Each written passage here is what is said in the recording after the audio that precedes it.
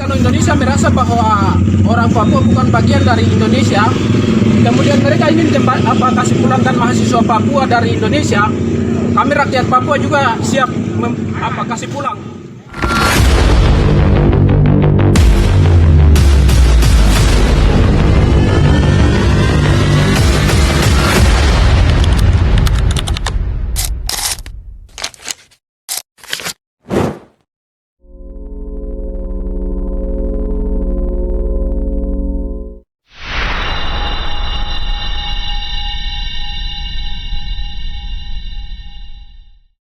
Bayangkan, kamu datang ribuan kilometer dari rumah untuk belajar, untuk mengejar masa depan.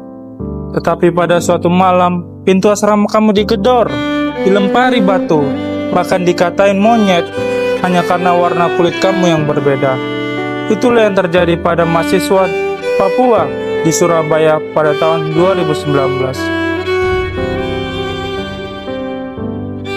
Di sebuah negara yang katanya satu bangsa, tetapi mereka malah diperlakukan berbeda, seakan bukan bagian darinya. Ini bukan hanya sekedar insiden, tetapi sebuah alarm keras bahwa rasisme itu masih hidup dan tumbuh di antara kita. 16 Agustus 2019, sehari sebelum perayaan kemerdekaan, bukan lagu nasional yang terdengar, tapi kemarahan. Massa mengepung asrama di Jalan Kalasan, Surabaya. Mereka melempar, memaki, memaksa masuk hanya karena sebuah berita yang belum terbukti. Keesokan harinya, 43 mahasiswa digiring ke kantor polisi dan setelah diperiksa, terbukti mereka tidak bersalah. Tetapi rasa sakit itu sudah ditanam bukan di dinding asrama, tapi di hati manusia. Karena selama ini kita memelihara prasangka tanpa pernah mempertanyakannya, dan kita lebih nyaman hidup dalam stereotip ketimbang memahami.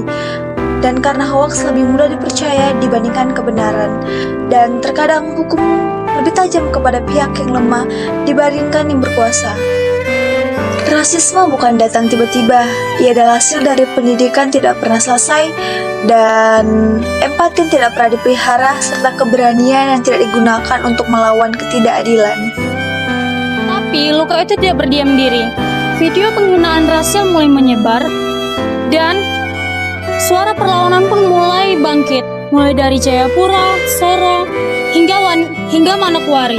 Ribuan orang turun ke jalanan, mereka satu suara menyuarakan kami juga manusia. Gerakan Papua Bukan Monyet adalah salah satu simbol yang tidak boleh kita lewati, yaitu moral manusia. Rekonsiliasi mulai dilakukan lewat hukum, dialog, dan solidaritas. Karena negara kita masih punya nurani yang hanya perlu diingatkan.